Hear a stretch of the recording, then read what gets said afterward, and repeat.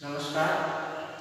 आज हम कक्षा 7वीं का विषय विज्ञान का पाठ 5वां अम्ल क्षार फलन का भाग 3 शुरू करते हैं। भाग 2 में हमने सूचक के बारे में पढ़ा था, मतलब कि वे पदार्थ जो हमें अम्ल और क्षार के बारे में बताते हैं वो सूचक कहलाते हैं। और सूचक दो प्रकार के थे, प्राकृतिक सूचक और कृत्रिम सूचक। प्राकृतिक सूचक में हमने लिटमस पत्र, हल्दी और गुड़हल की पंखुड़ियों के बारे में पढ़ा, और कृत्रिम सूचक में हमने फिनोल्फिन देखा है। आज हम देखते हैं अम्ल वर्षा।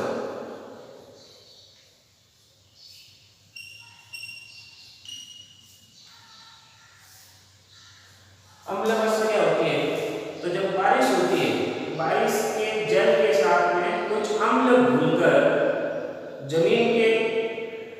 जमीन पर बरसना शुरू हो जाते हैं, तो वह वर्षा अम्ल वर्षा कहलाती है। अब इस वातावरण में ये अम्ल कहाँ से आता है? तो हम देखते हैं कि हमारे चारों ओर इतना प्रदूषण है, तो उस प्रदूषण के कारण वातावरण में कुछ प्रदूषक गैसें घुली रहती है। तो वही प्रदूषक गैसें बारिश के पानी के साथ घुलकर बरसना शुरू हो जाती है।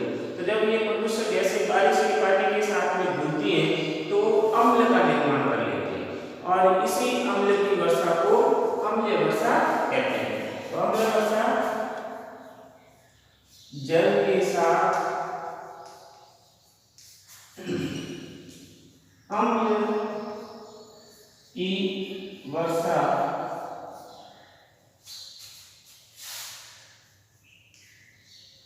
अम्ल वर्षा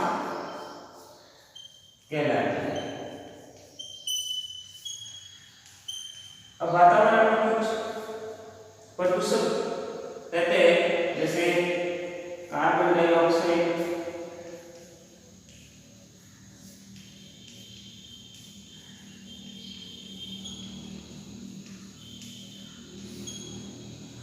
सल्फर डाइऑक्साइड,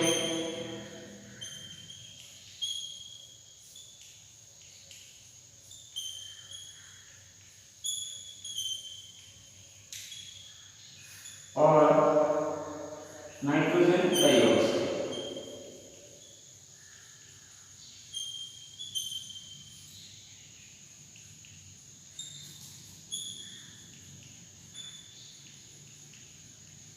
ये कुछ प्रदूषक है जो बारिश के पानी के साथ, मतलब वर्षा जल के साथ घुल जाते हैं और अम्लों का निर्माण करते हैं। जैसे कार्बन डाइऑक्साइड जो है वर्षा जल के साथ में घुलकर कार्बनिक अम्ल का निर्माण करती है।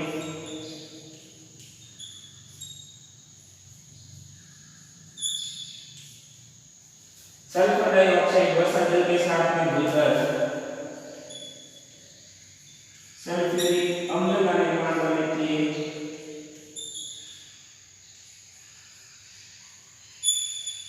और नाइट्रोजन डाइऑक्साइड वर्षा जल के साथ घुलकर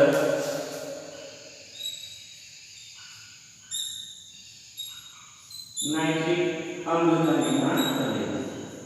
और जब ये अम्ल वर्षा जल के साथ में घुलकर जमीन पर बरसते हैं तो वह अम्ल वर्षा कहलाती है। तो अम्ल वर्षा के कुछ नुकसान भी होते हैं। तो ये हमारे घरों, भवनों, कुछ ऐतिहासिक इमारतें जैसे ताजमहल, पौधों और जानवरों को भी नुकसान पहुंचाती है। तो ये तो थी अम्ल वर्षा। अब हम देखेंगे, हमने एक भाग 2 में एक और चीज पढ़ी थी, उदासीनीकरण। उदासीनीकरण किसे कहते हैं? तो उदासीनीकरण जब अम्ल और क्षार को आपस में मिला दिया जाता है तो वो अभिक्रिया करके लवण और जल बनाते हैं और साथ में ऊर्जा मुक्त होती है। यह क्रिया उदासीनीकरण कहलाती है। अब इस उदासीनीकरण के हमारे दैनिक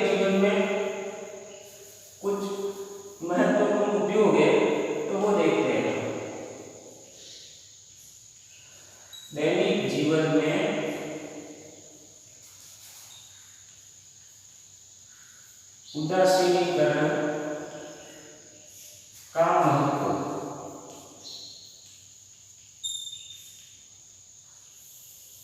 तो इसमें हम सबसे पहले देखते हैं अपाचन। हमने हमारे पिछले पाठ में पाचन की क्रिया कराया था, पाठ 2 में प्राणी के पोषण में। तो प्राणी के पोषण में हमने मनुष्य के पाचन में देखा था कि हम मुख से भोजन ग्रहण करते हैं, वह भोजन ग्रसिका ग्रास से होता हुआ हमारे आमाशय तक पहुंचता है। आमाशय में एक अम्ल का निर्माण होता है, हाइड्रोक्लोरिक अम्ल। हाइड्रोक्लोरिक अम्ल HCl हमारे आमाशय में इस अम्ल का निर्माण होता है, जो भोजन के साथ आए जीवाणुओं को नष्ट करता है और आमाशय के माध्यम को अम्लीय बनाता है। लेकिन कभी-कभी हम कुछ ऐसा भोजन कर लेते हैं कि हमारे आमाशय में हाइड्रोक्लोरिक अम्ल का निर्माण ज्यादा मात्रा में होता है। तो जब हाइड्रोक्लोरिक अम्ल का निर्माण ज्यादा मात्रा में होता है तो अपाचन की समस्या हो जाती है। मतलब कि भोजन का पाचन नहीं होता है और हमारे पेट में कुछ मतलब एसिडिटी जैसे खट्टी डकार आना या गैस का बनना, ऐसी समस्या उत्पन्न हो जाती है। तो इस अम्ल की मात्रा को कम करने के लिए हम दूध या मैग्नीशियम का उपयोग करते हैं। दूध या मैग्नीशियम जो एक प्रकार का क्षारक है, MgOH का ऑलवेज, जो एक प्रकार का क्षारक है। और यहाँ अपने आमाशय में पहले से क्या बना हुआ है, हाइड्रोक्लोरिक अम्ल बना हुआ है। तो हम इस अम्ल की मात्रा को कम करने के लिए ऊपर से क्षार लेते हैं।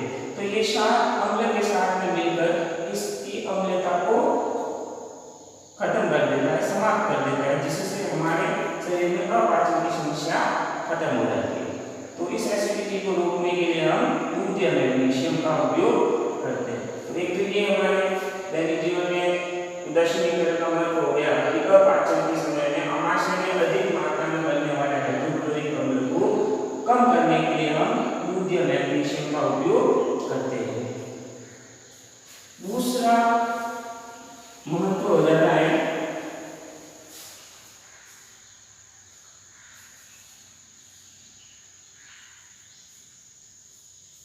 चींटी का दंत। हम देखते हैं कि हमें कोई चींटी काट जाती है, जैसे ज्यादातर लाल चींटियां होती है, तो उन चींटी के काटने पर हमारे उस जगह पर जहां वो काट रही है उस जगह पर जलन होना शुरू हो जाती है। तो वह जलन क्यों होती है? तो इस चींटी के डंक में अम्ल की मात्रा होती है, और वो अम्ल होता है फॉर्मिक अम्ल।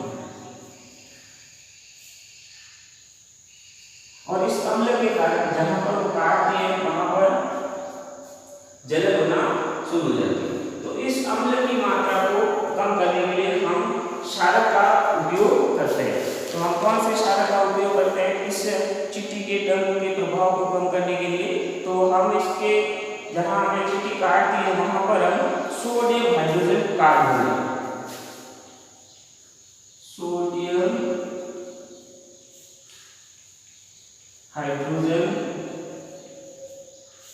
कार्बोनेट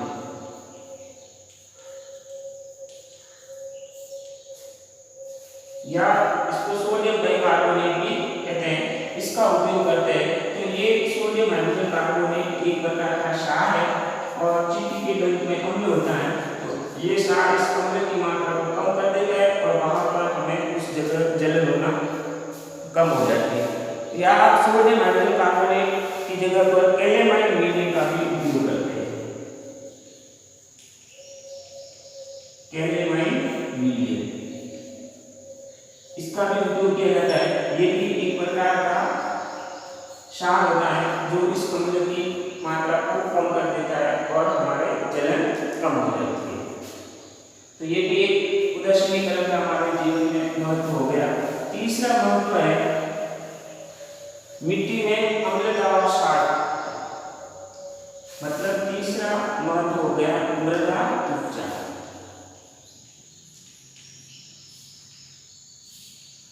हम खेती करते हैं तो कभी कभी हम कुछ ऐसी फसलों को उगा देते हैं, यहाँ मिट्टी में कुछ ऐसे परिवर्तन हो जाते हैं कि उस मिट्टी में या तो अम्ल की मात्रा बढ़ जाती है या क्षार की मात्रा बढ़ जाती है, जिसके कारण हमारे द्वारा उगाई जाने वाली फसलों की पैदावार कम होना शुरू हो जाती है। तो मिट्टी में अम्ल की मात्रा भी ज्यादा हो सकती है और क्षार की मात्रा भी ज्यादा हो सकती है। तो जब अम्ल की मात्रा ज्यादा हो तो बिना भुजा हुआ चूना और भुजा हुआ चूना,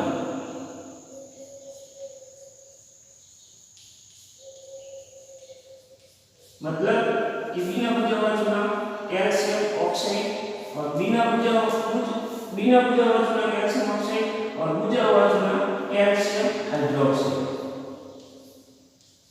तो इसका उपयोग करके हम मिट्टी में अम्ल की मात्रा को कम कर सकते हैं। यदि मिट्टी में अम्ल की मात्रा ज्यादा हो जाती है तो हम हमारे खेत में मिट्टी में भुजा हुआ चूना और बिना भुजा हुआ चूने का उपयोग करके मिट्टी में अम्ल की मात्रा को कम कर सकते हैं।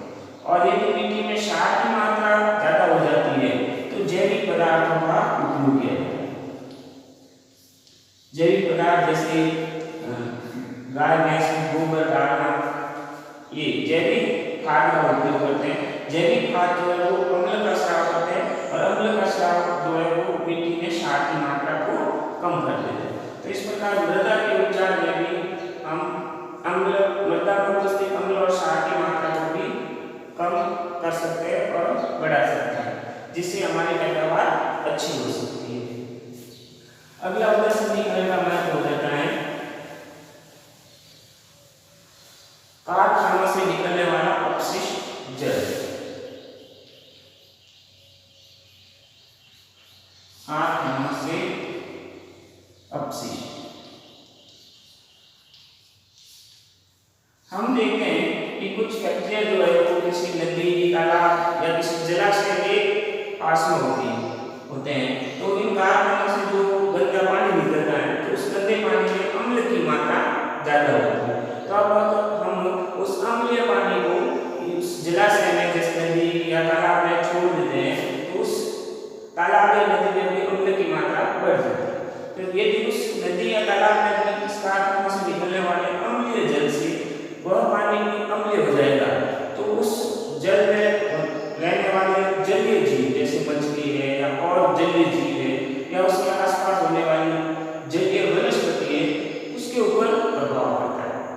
तो अम्लीय पानी के कारण वो जलीय जीव मर भी सकते हैं, जलीय वनस्पति नष्ट भी हो सकती है। तो इन कारखानों से निकलने वाले अपशिष्ट में कुछ ऐसे पदार्थ मिला है, जैसे अम्ल की मात्रा ज्यादा है तो उसमें कुछ ऐसे क्षार मिला दिया जाए तो इस पानी की अम्लता कम हो जाती है। तो इस पानी की अम्लता को कम करने के बाद उस जलाशय में छोड़ा जाए तो वो जलाशय